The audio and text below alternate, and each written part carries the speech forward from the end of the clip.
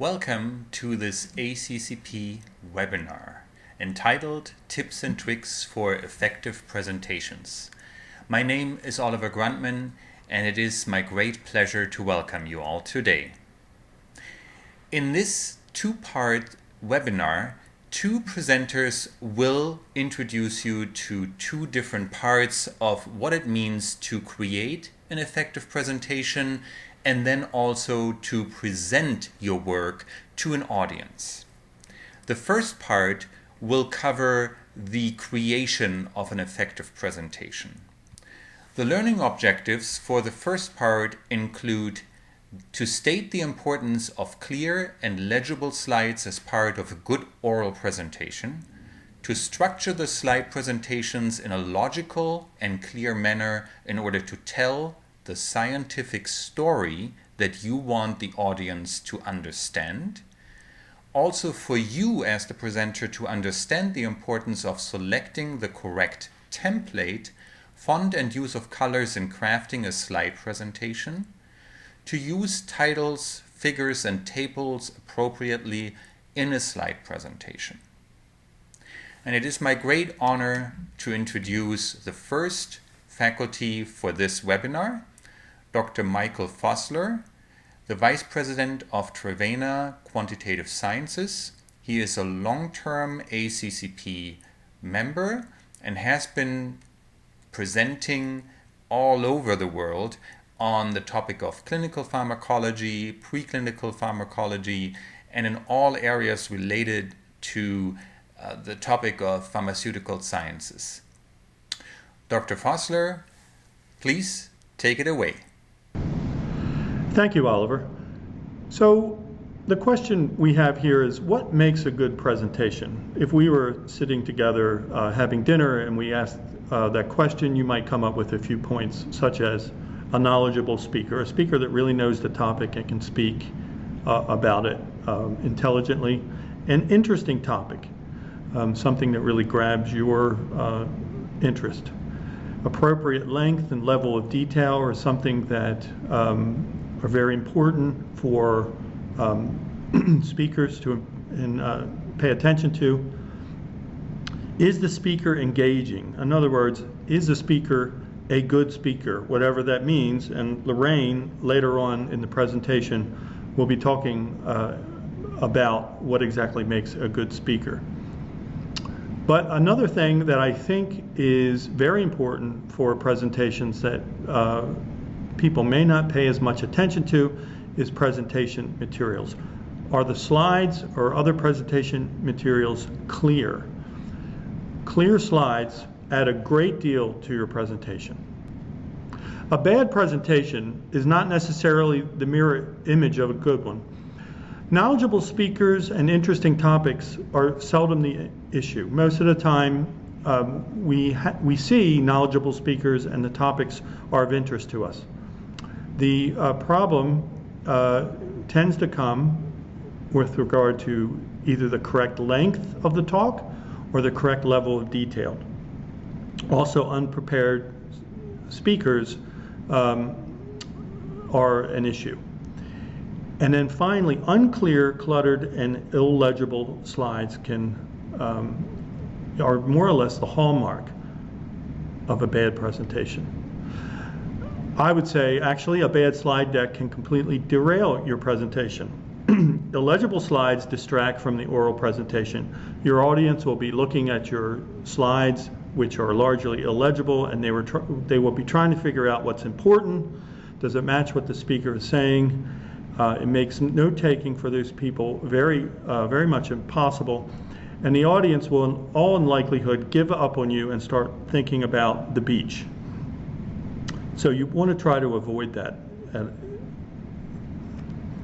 The key to an effective slide presentation is planning. So there are things you must do before you make a single slide. Know the purpose of the presentation and the audience. There are many different purposes for a presentation. You might be presenting as part of a job interview. You might be presenting a lecture to a class. You might be presenting at ACCP. The purpose of your presentation is going to drive the goals and objectives of the presentation, and so you must know the purpose.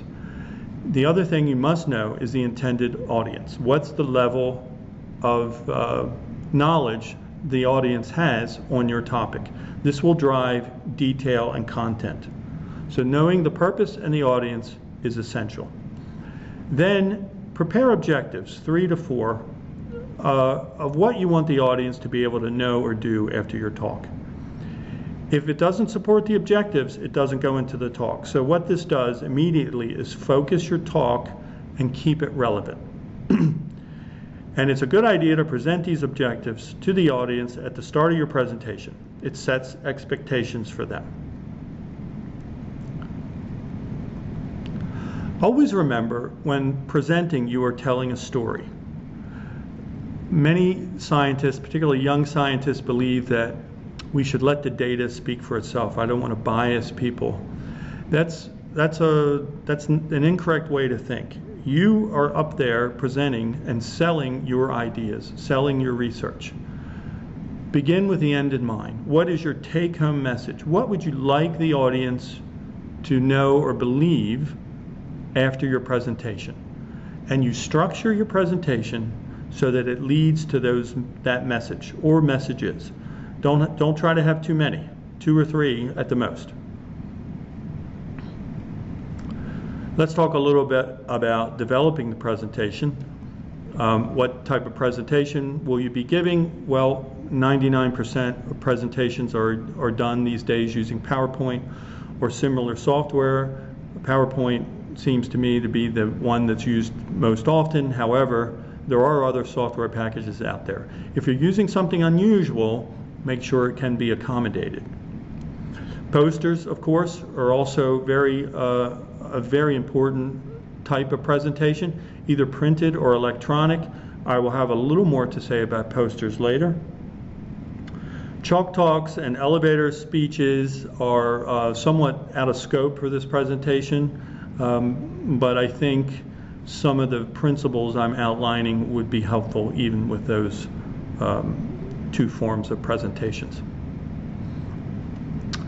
The structure of the presentation should flow logically.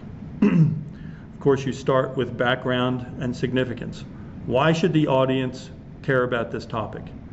And very frequently, adding an example or an historical reference or a brief story often helps here. For example, I gave a presentation some years ago about the importance of adherence, and so this is one of my first slides in that presentation. And it's titled, of course, Why You as a Drug Developer Should Care About Adherence.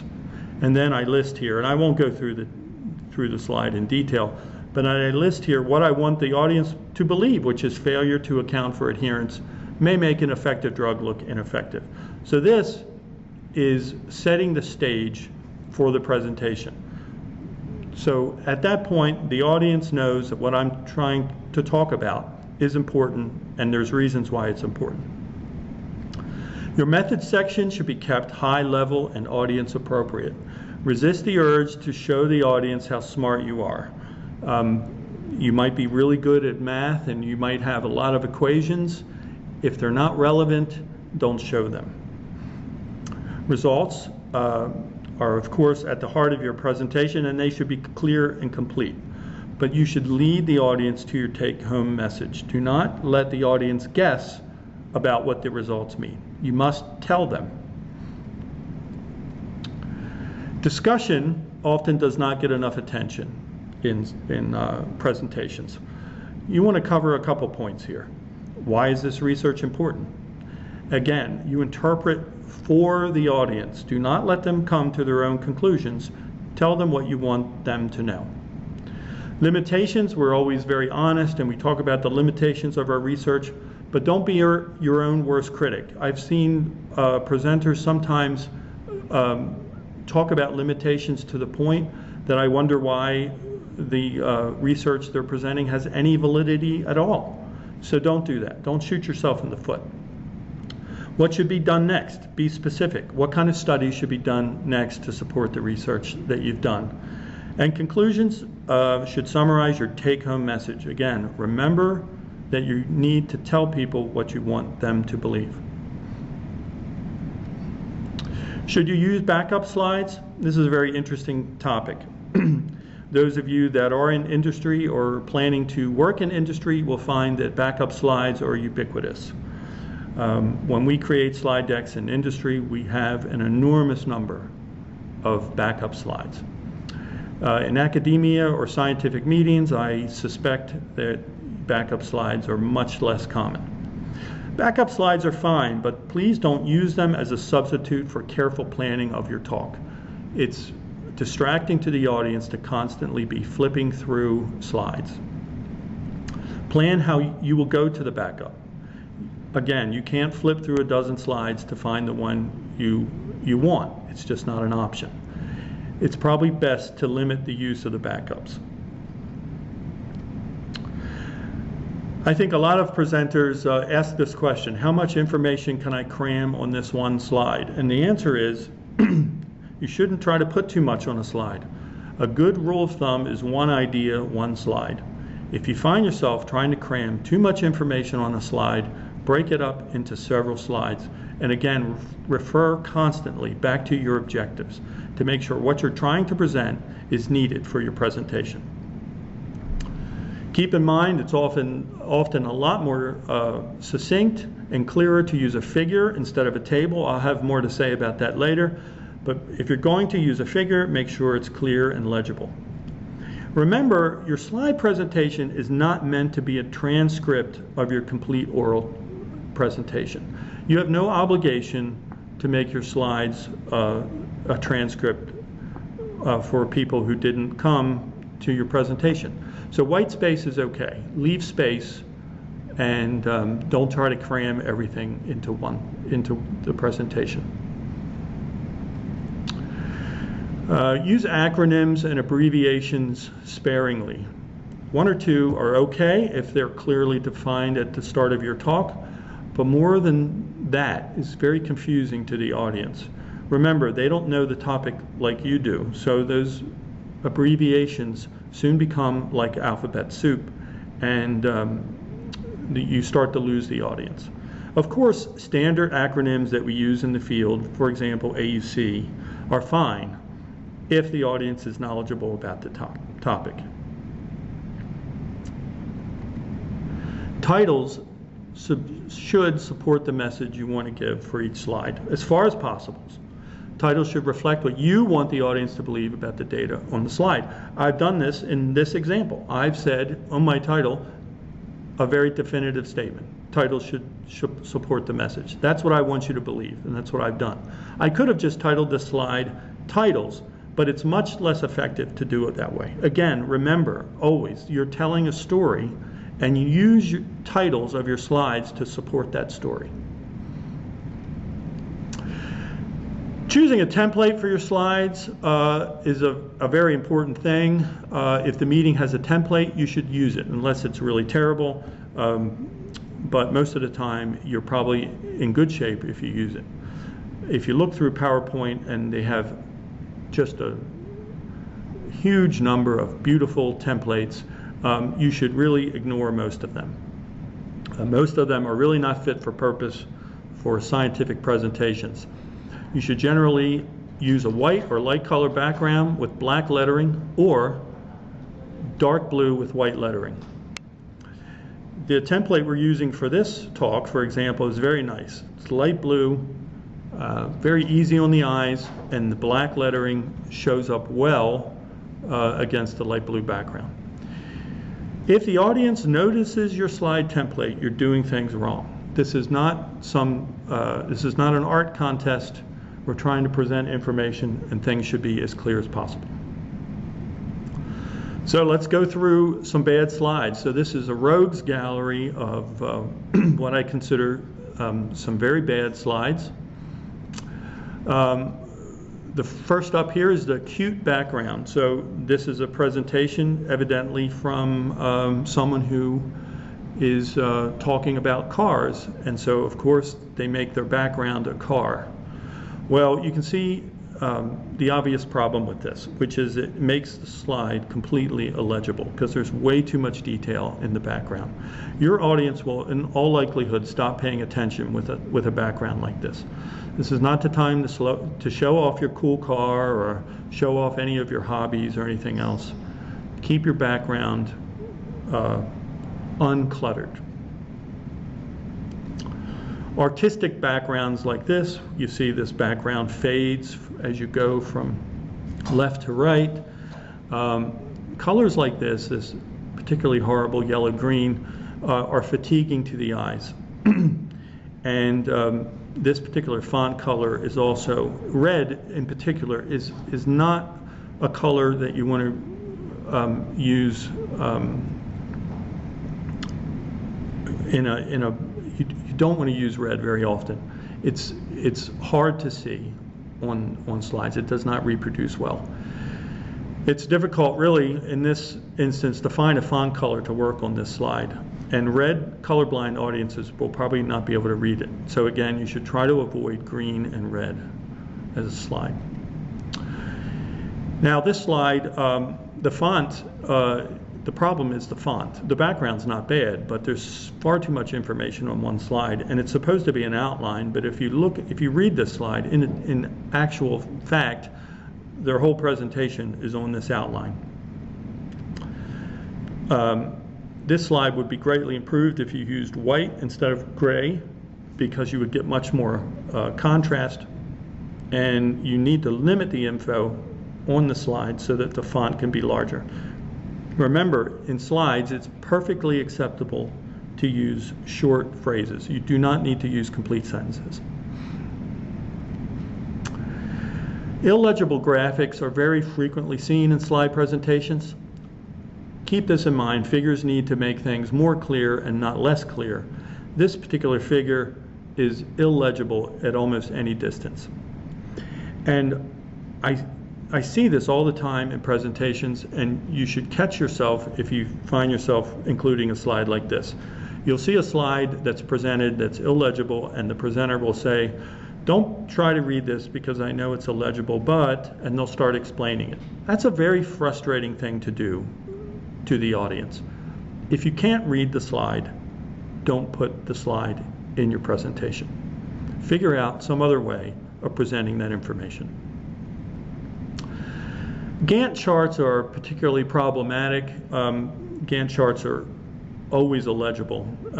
Really, they're illegible 24 hours a day, even on your computer monitor. You should try to avoid them if you can. However, I'm a realist, particularly in industry, you may not be able to do that.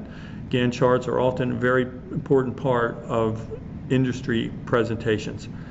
In that case, if you have to use a timeline sort of slide, try to simplify it at least to get the important points.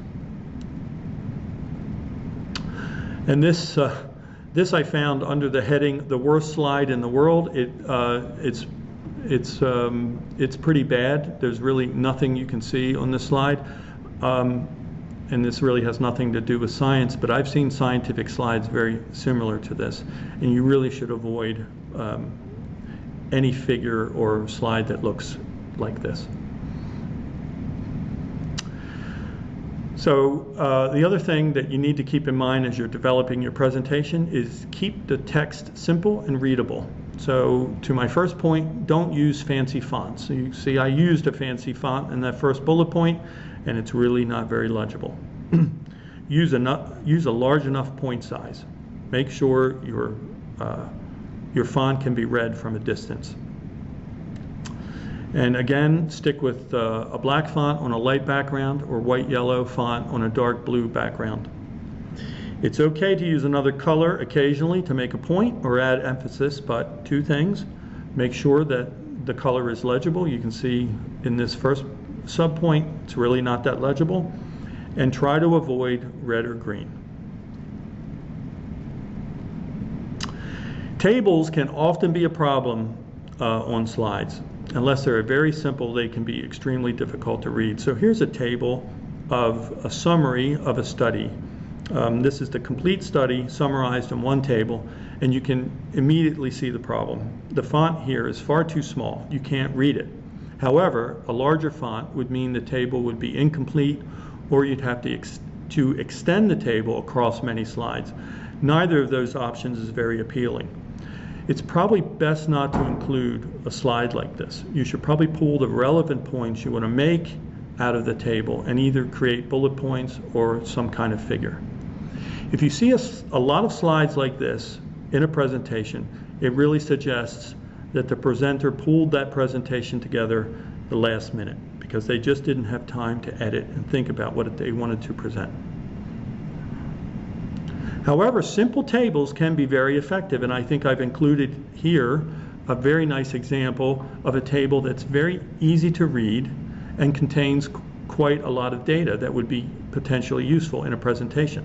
So if the idea is simple, a simple table will work well. Of course, you could always convert this into a figure, but a table works well in this instance, and a mix of tables and figures, if they're both legible, adds interest to your presentation.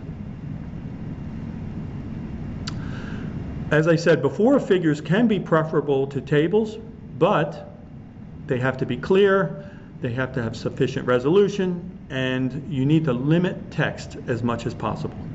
So this figure, for example, is it's reasonably clear. If I had a few criticisms of it, I think the font size is too small on the X and Y axes, and I think the asterisks are a little small, but it's otherwise fairly clear. So a figure similar to this would not be the worst thing you could ever present.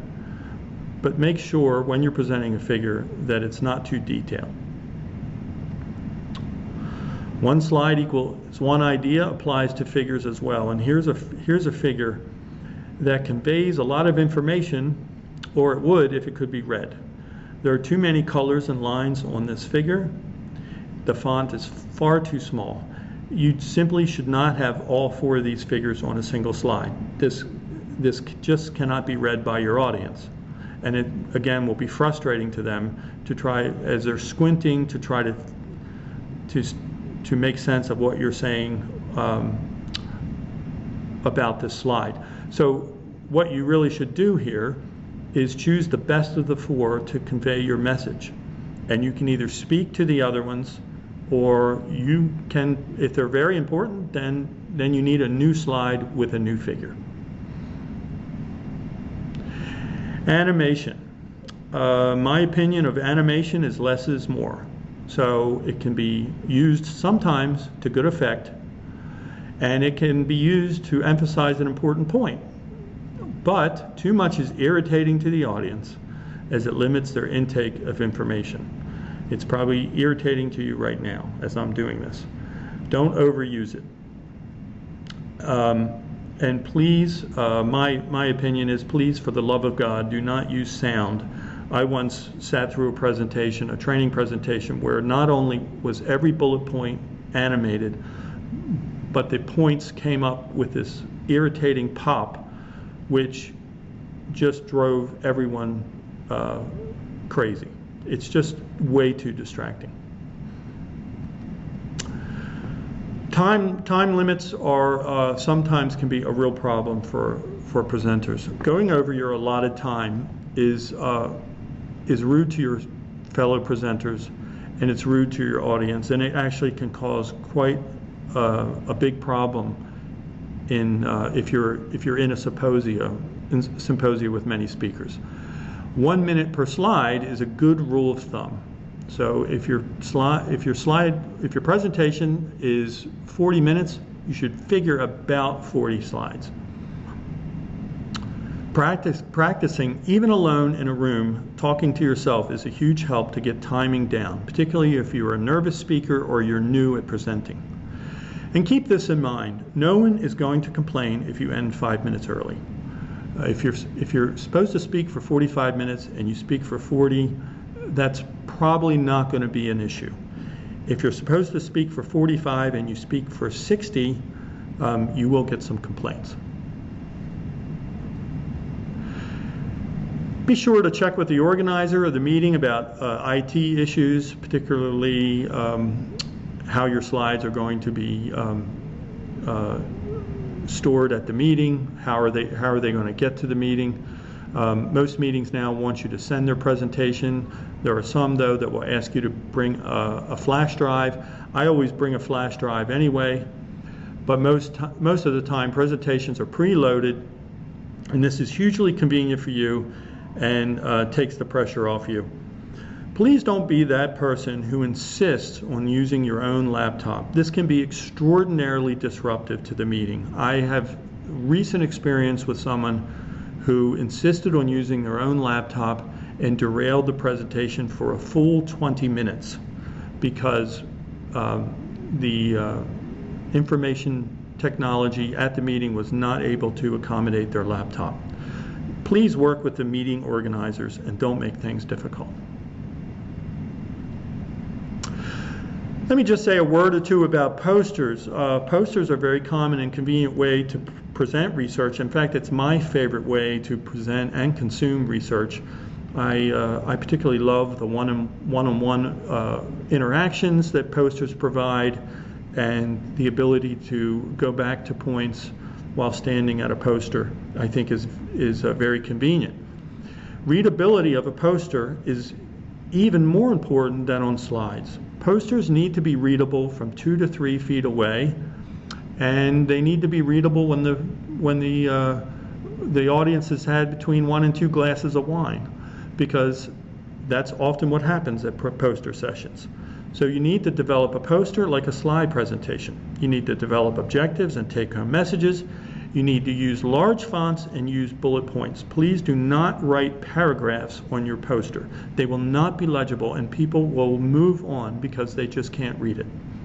Like slides, most information needs to be high level on a poster. And don't forget, on a poster, just like a slide presentation, you're telling a story. Figures in general are better than tables, but make sure they're both legible. So my final thoughts on presentations are pay attention to readability so that your talk is not derailed by bad slides.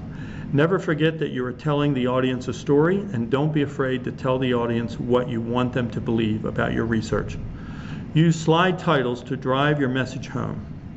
And remember this rule: 1 slide equal 1 idea equals 1 minute. Take time limits seriously, and when presenting, always remember to keep things simple. Thank you. Thank you, Dr. Fossler. The second part of this webinar will focus on how to present effectively. So the learning objectives for this part really focus on the presentation skills and the behaviors. Impactful images plus compelling communication make a persuasive presentation. Telling the story means you are controlling your presentation. Remembering the objective means you are the master, even if you may not be entirely controlling all of the topics, or you might be the perfect expert on everything related to the topics that you are covering. In that regard, it is my great pleasure to introduce the second faculty, Dr. Lorraine Rush, the president of High Point Clinical Trials Center. Dr. Rush has extensive experience presenting her research findings all over the world, and therefore she is an extremely valuable member of ACCP over the years and has been presenting at various ACCP meetings. Dr. Rush, please take us away. Hi, and I'm here to my name's Lorraine Rush, and I'm here to actually talk to you about how to be a good presenter.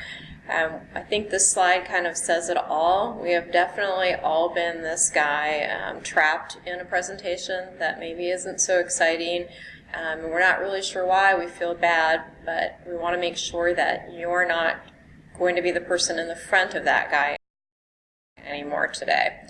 So it's really important, obviously, to be a knowledgeable speaker and to have a presentation that's appropriate in length and detail, but speakers have to be engaging. They have to be good speakers to actually carry the point forward. And to do that, what I want to do is back up and think about why we present. There's only a few reasons that we willingly present, and that's either to teach and persuade or to sell and defend. If you think about the types of presentations that you will give over the span of your career, the type of presentation really drives the strategy for that and the content that you use. And I've listed a few different types of presentations here because they run the spectrum. Scientific presentations, as most of us in the ACCP understand, are focused heavily on the data. So it's very informative with very specific data points presented. Invited society and university talks really are philosophical discussions, retrospective histories, and things that plenary speakers and different conferences will provide. I think of general public speaking that is more general and entertainment focused as something like a TED Talk. It's supposed to be inspirational and something that everyone can relate to. And then, of course, business presentations include teaching, but business presentations always come down to the art of selling at the end of the day. So there's data, but also selling and persuasion. Presentations to scientific staff, like scientific team meetings or department meetings, are really focused on teaching and data presentation with a little bit of persuasion and selling. And then class talks or class presentations are really focused on teaching and are aimed at the right technical level, so understanding your audience is really key to presenting appropriately and keeping people engaged. One of the things that you really should understand before you go to your presentation is really the environment, because the environment that you're going to be presenting in dictates the methodology and the preparation that you're going to use. And that spans from the very formal all the way down to the casual. So there's a spectrum there, and each of those different categories dictate how space and setting is used, whether you sit or stand, the type of materials that you'll be sharing, and how you interact with the audience to share questions and answers. In a very formal setting, you're really looking at a large conference room of over 200 people. If you're presenting, you'll be standing generally at a lectern, and you'll have everything available to you from slides and microphones, videos and lights. So you'll have a lot of opportunities to share your ideas and express yourself. It will be very formal, so you should be prepared for that type of demeanor and interaction. In a formal but not extremely formal, a mid-sized conference, under 200 people, you may stand at a lectern, or you may be part of a panel presentation. And that the accompaniments are generally just slides and microphones, and the Q&A session is generally more interactive, so you should be prepared to be able to have a conversation with people in the audience. In informal groups, sitting and standing really is an environmental variable, I should say, and that means that it really depends on the audience and the purpose that you're serving at that point. In this type of environment, you can actually give out handouts, you'll still have your slides, and the Q&A is really focused around a discussion.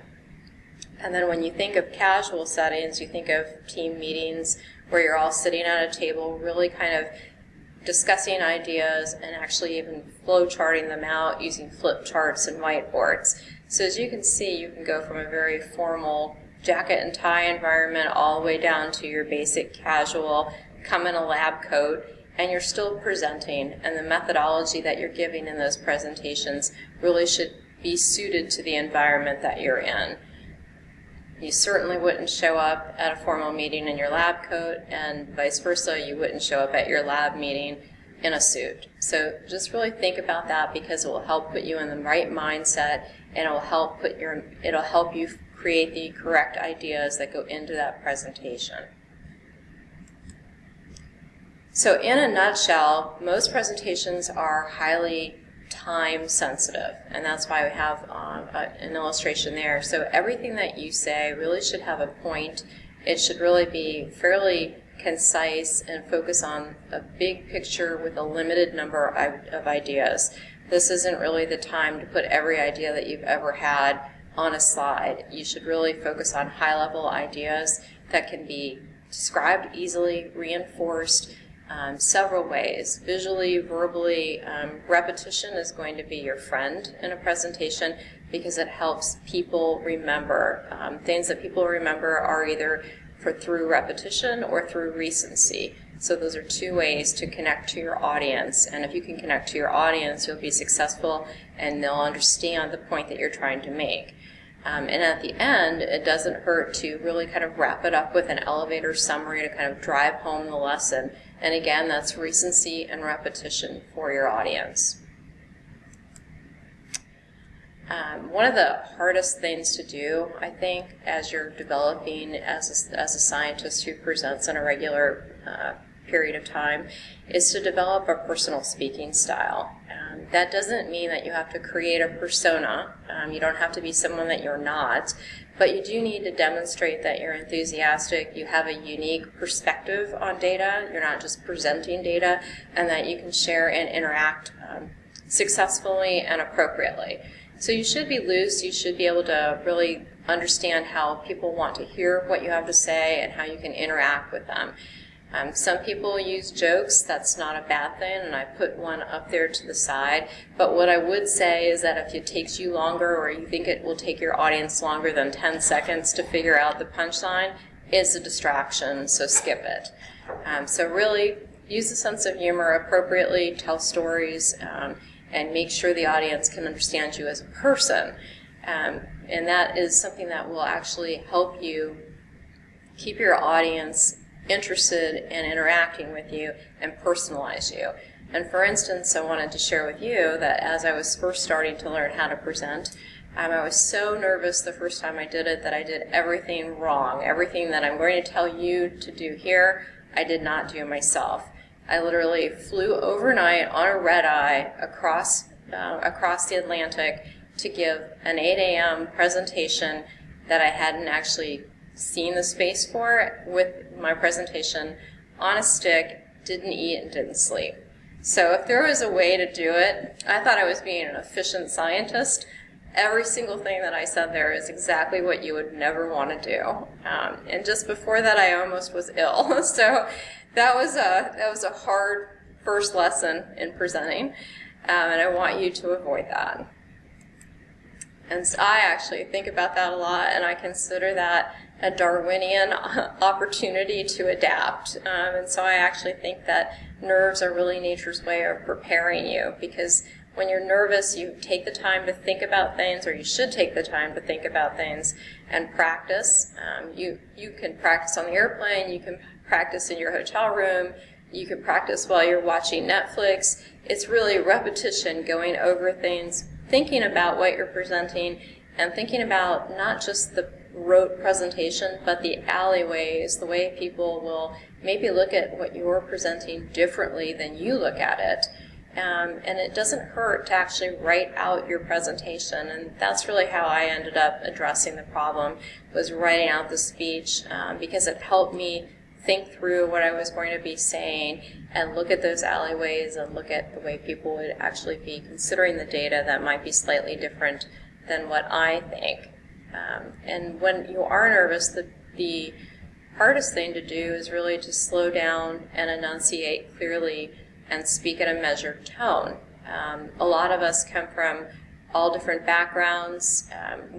English may or may not always be our first language, and so we have to be conscious of that when we're speaking to our audience and really allow them to hear us clearly. And the other side is, when you do that, if you speak a little bit slower and in a measured pace, it gives the audience time to listen and think about what you're saying, so that they're not constantly reacting. It allows them to have that information settle in a little bit. And you can then also take your nerves and really think about translating that into enthusiasm, because that's what you really are. You are enthusiastic. I think nervousness is really just a side bar to that. And frankly, enthusiasm is more important than being eloquent. So if you're nervous, that actually shows that you care and that you're enthusiastic about your topic, and you can take that and learn with that. what to wear. I know this may sound like a frivolous thing, but it's actually not. So most of us are not presenting all of the time, and it's something that you should consider specifically around the environment that you're presenting in, like we discussed earlier, from semi-formal to formal to casual. It doesn't have to be high-end designer wear. It just has to be well-made and maintained. The details do count. You should have a haircut, everything should be neat and clean, and the clothes, if possible, should express your personality. And there is a way that can go too far. It is not Fashion Week. Your clothes should not distract from the presentation that you're giving. It really should enhance your presentation and translate who you are. You really do want to be comfortable while you're presenting, because there's nothing more distracting than someone who's clearly not comfortable in adjusting their tie because their neck is too tight or whatever that is. I happen to generally wear high heels. I'm 5'2", and it's hard to even see over the microphone in some lecterns, and so it's better to dress to look a little bit taller, to occupy a little bit more visual space that also conveys a little bit more additional confidence. I'm showing you examples here of what's included from business professional to business casual. What you will see is professional equates to a suit, whether you're a male or a female. Clean, neat, doesn't have to be black. Generally, obviously for women, we are generally wearing more formal shoe wear, no strappy sandals, please.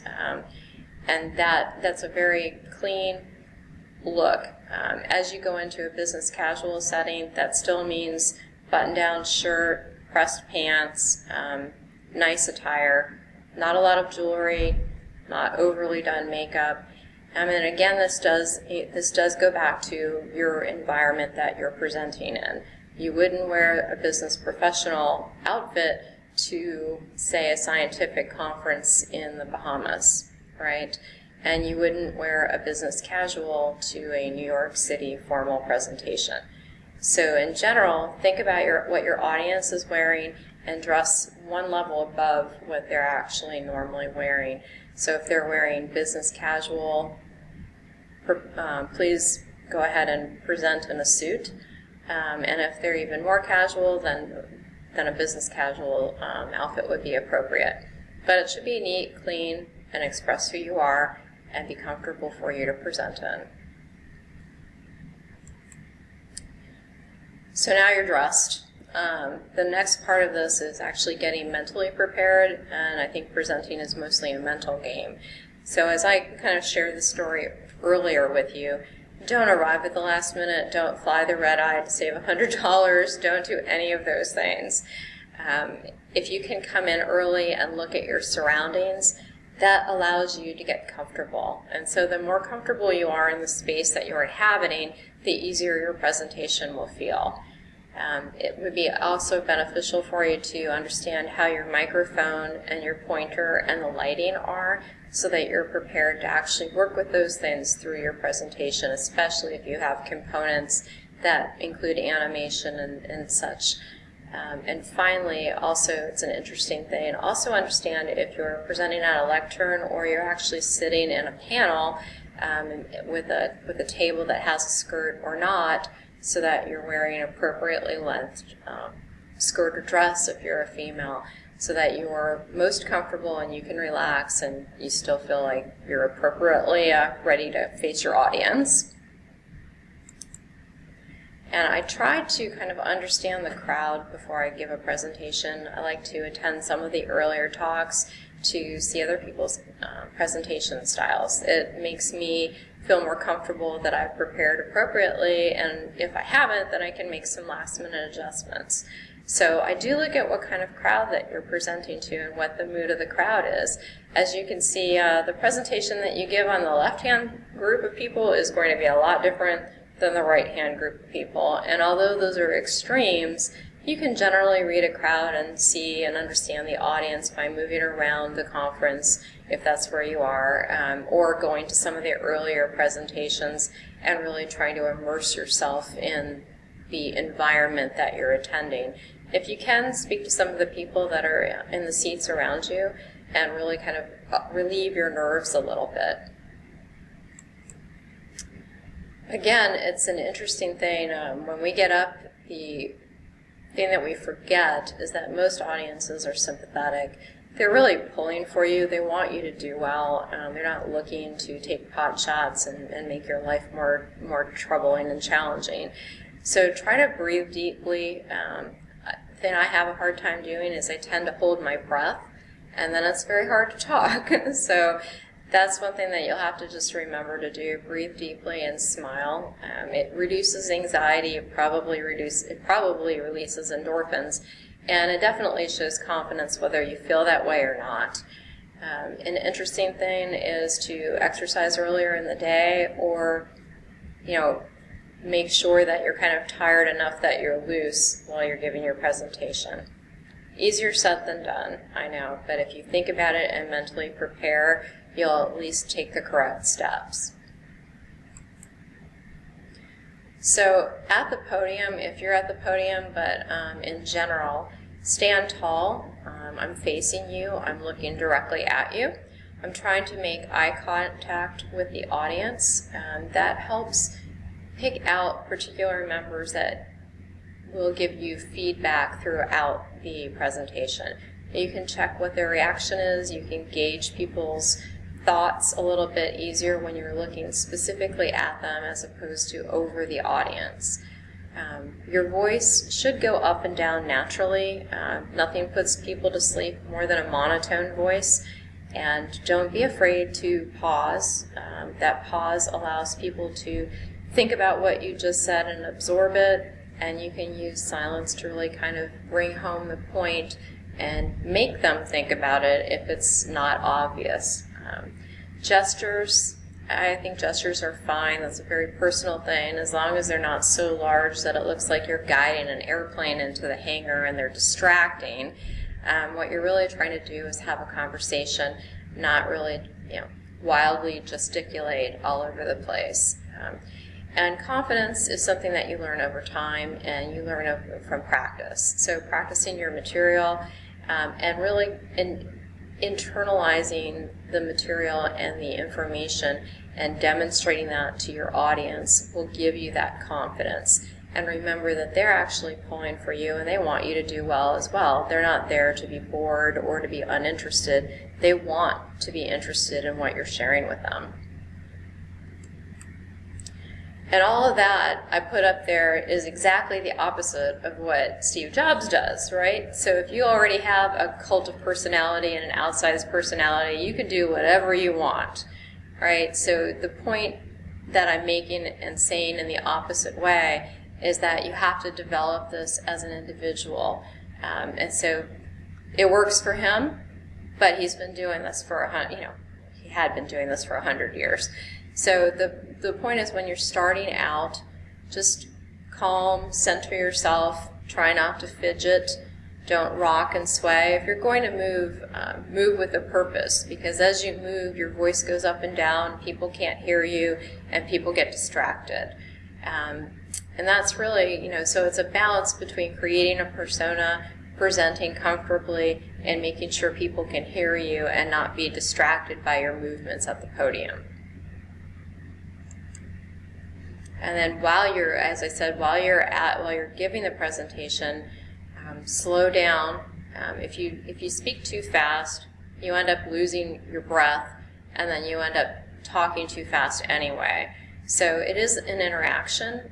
You should be looking at your audience for a reaction, seeing if they agree, seeing if they don't agree. You can tell, and this is the chance for you to adapt, right? So listen with your eyes and your ears, acknowledge those changes, and maybe change course or share a different thought and use that as an opportunity to interact and engage with the audience. So if the format allows you to give a break and have people contribute to your talk or ask questions between slides, then let them, because that only makes it more interactive and makes people part of the entire presentation. The thing that I like the most lately in presentations is where you're actually able to incorporate live real-time polls, because when you ask people questions and they can interact, you can steer your presentation towards the points of interest that they're sharing in real time with you, whether that's through a quiz format and an app. That's probably the most popular way to do it. It allows you to self-correct while you're going through the actual presentation as opposed to hearing about it later.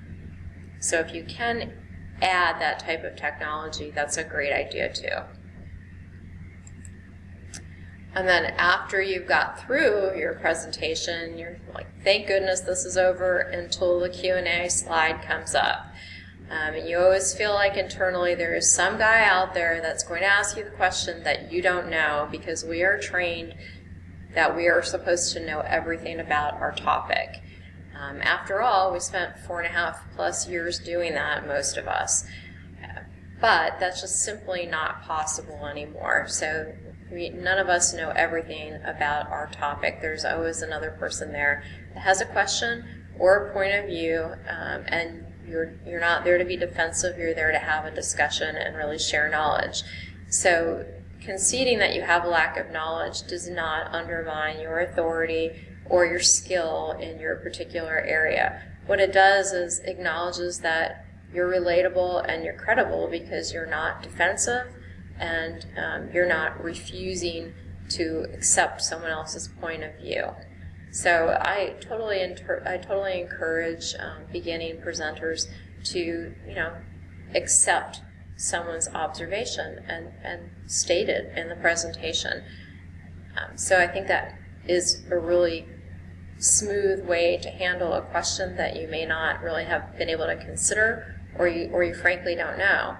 But what it is not is an excuse for a lack of preparation. It's still your responsibility to know the material that you're presenting, maybe not down to the nth degree, but your basic presentation and the basic body of knowledge should be obviously there in your presentation. And then, as in all things in life, there's a grade. For presentations, they're just called evaluations.